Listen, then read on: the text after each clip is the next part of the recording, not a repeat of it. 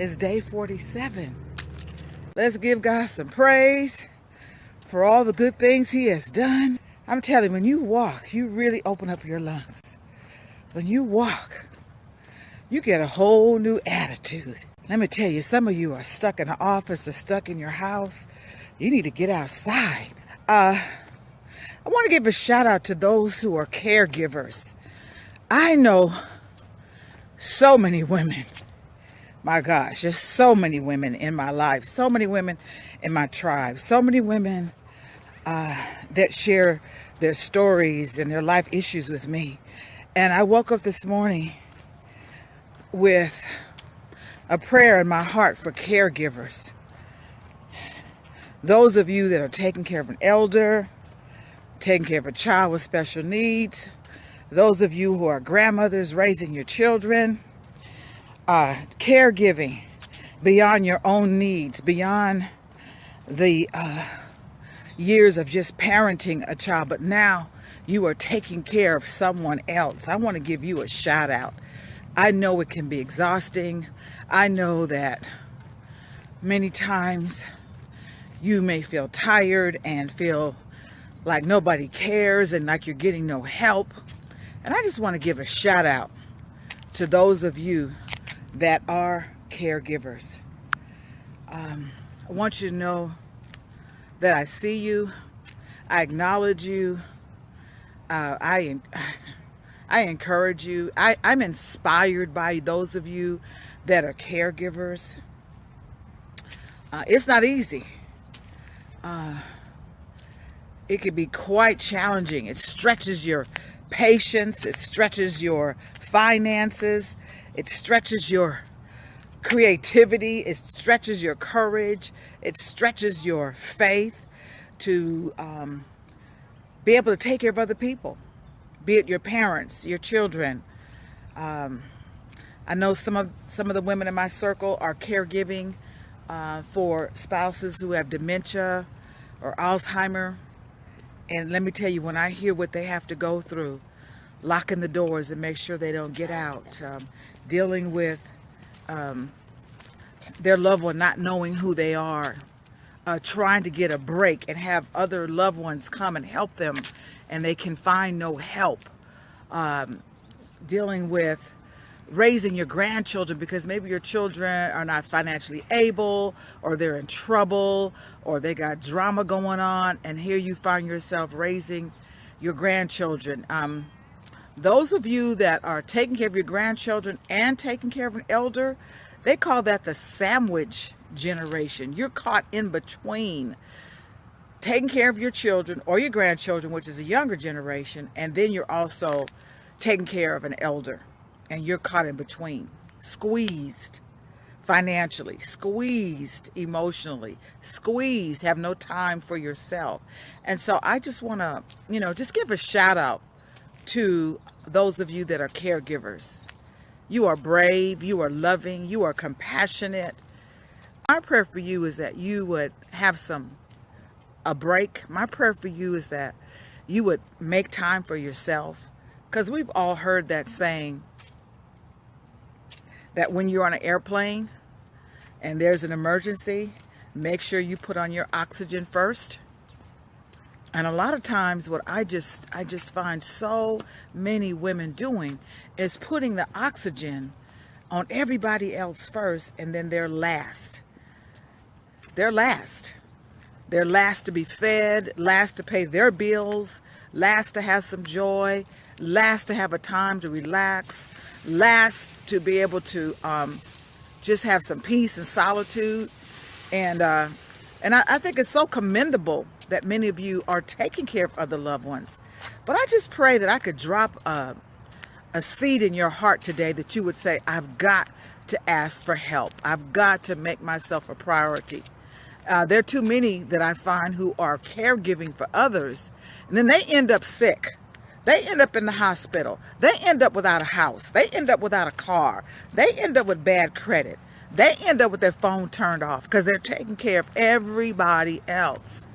And so I just want to give a salute to those of you that are caregiving for your grandchildren, your elders, your aunts, your uncles, your grandparents, and you're doing it well.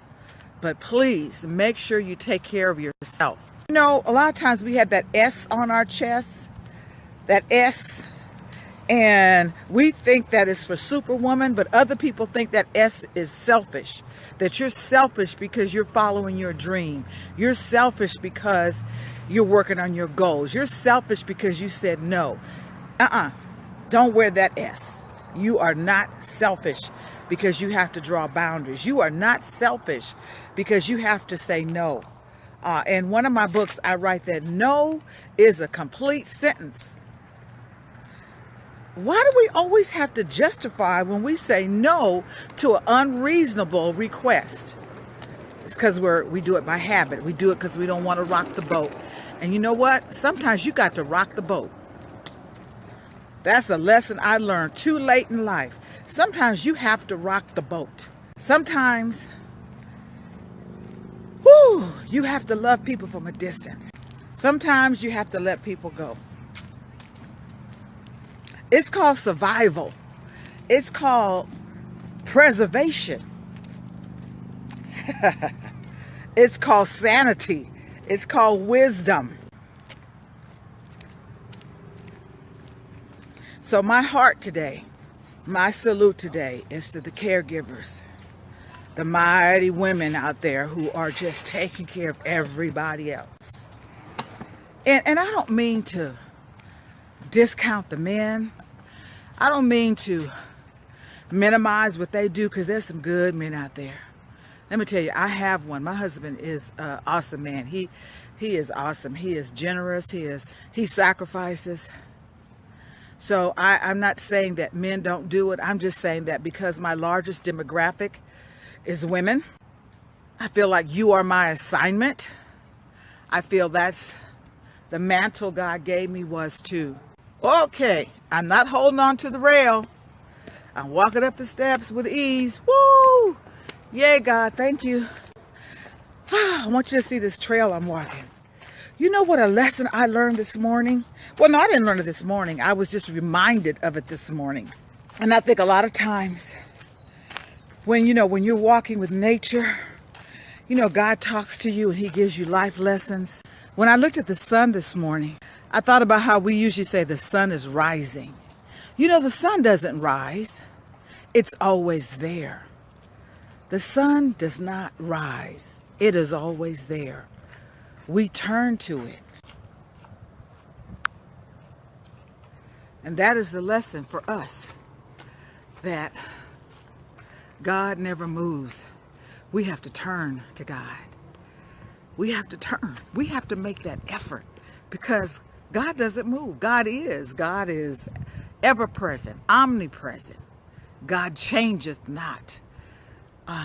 God is everything. God is this fence, these leaves, this ground in me.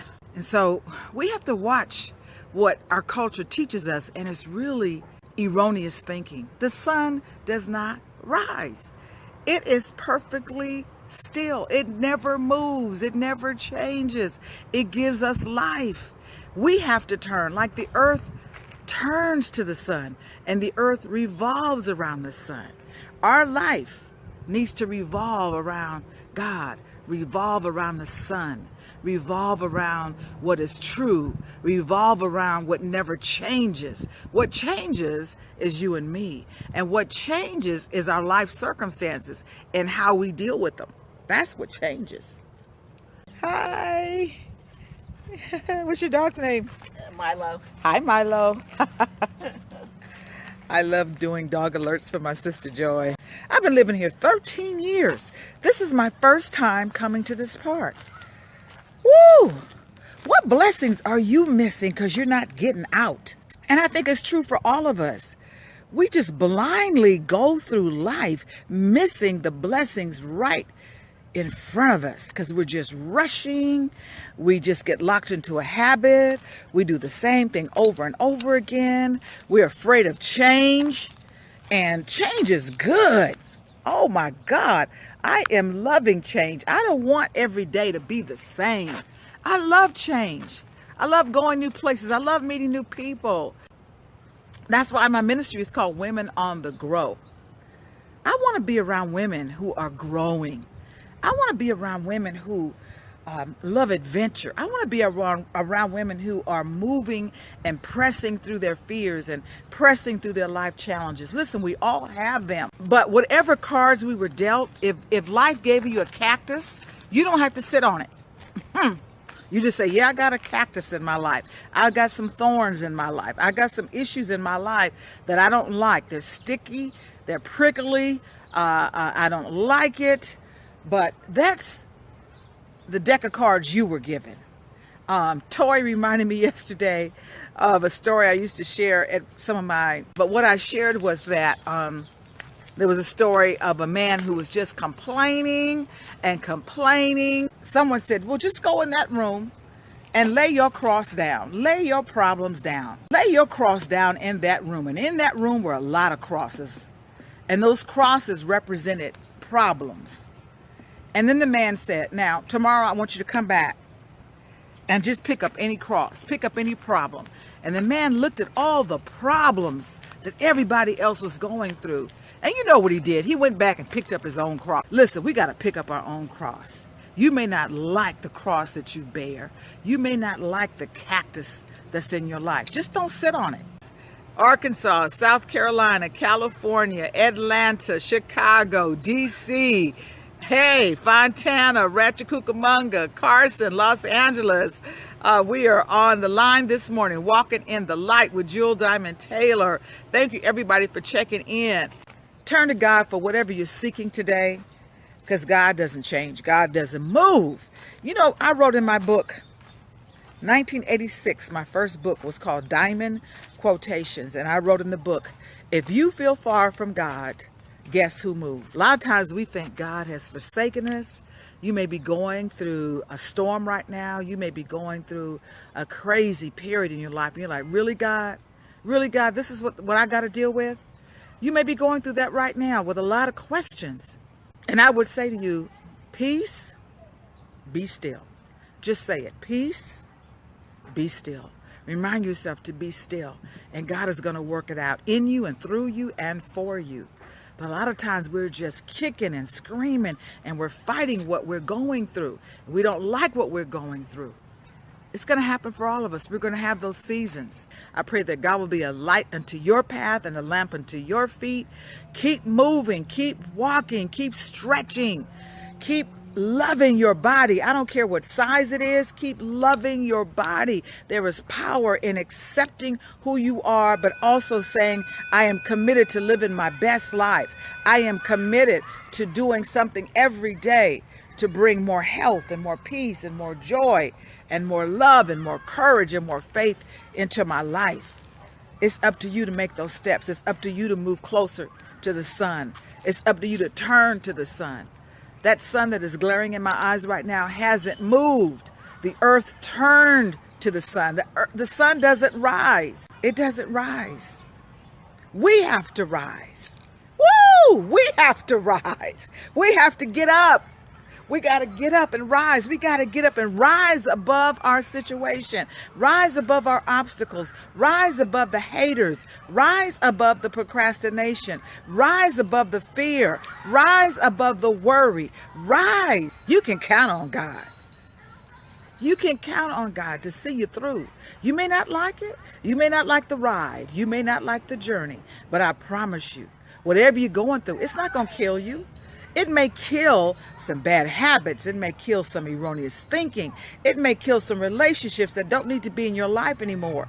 But you are going to live and not die. You are going to survive. You're going to get through whatever you are going through. But don't go through it. Grow through it.